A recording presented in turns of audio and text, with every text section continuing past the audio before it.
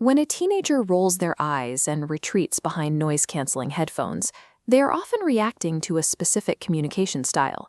Parents often operate on autopilot, repeating the same conversational shortcuts they heard growing up. You might feel like you're dispensing wisdom, but to them, these phrases are predictable scripts. The frustration caused by these cliches is enough to make a teenager imagine a different life, one where their boundaries and logic are actually respected.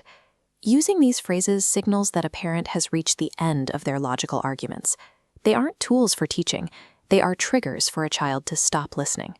Relying on these shortcuts prioritizes a family hierarchy over actual human connection, and the result is a household defined by exhaustion rather than understanding. Communication fails when parents use cliches to dismiss a teenager's reality.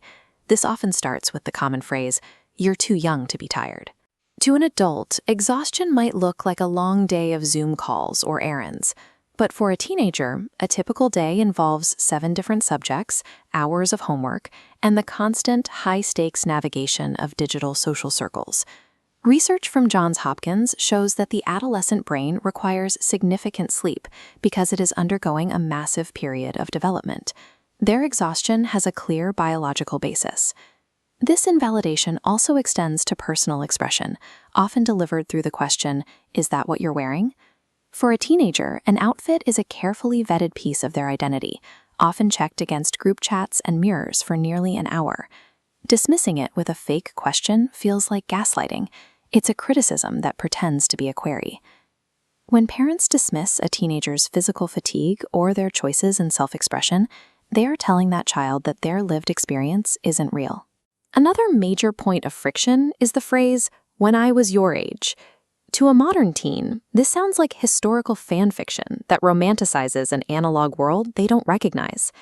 Northwestern research suggests that these lectures don't bridge generational gaps, they widen them. You are comparing a past defined by cheap tuition and being unreachable after 9 p.m. to a present defined by a volatile job market and the pressure to maintain a permanent online identity. These before-time stories fail to provide the actual tools a teenager needs to navigate the unique digital pressures of today. Authority is often weaponized to shut down debate, most famously with the phrase, "because I said so." If a teenager presents a logical argument, crushing it with executive privilege teaches them that raw power is more important than reasoning. Research from MIT shows that providing real reasons for rules is what allows teenagers to develop critical thinking skills. Their brains are wired to ask why. This patronizing tone often carries over to money. Telling a teen money doesn't grow on trees explains basic economics through a botanical metaphor that insults their intelligence. Teenagers actually need financial transparency. Seeing that a mortgage costs $2,000 a month and groceries cost $300 a week provides a concrete understanding of value. Translating costs into labor is even more effective. A $200 hoodie represents 20 hours of minimum wage work.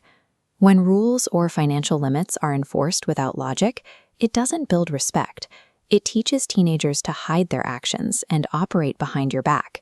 The ultimate conversation ender is the power flex. "I'm not your friend, I'm your parent." Reminding them of the chain of command is usually unnecessary. They already know who is in charge. Invoking it just adds power to a conversation where the logic has failed.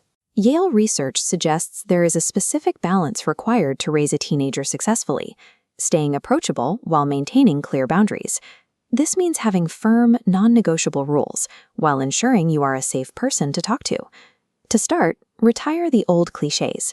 Be transparent about household costs, and be honest when you simply don't have the energy to explain a rule right now.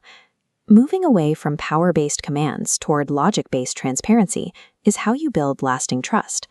Subscribe for more deep dives into these communication strategies, and tell us in the comments which cliché your parents used on you the most.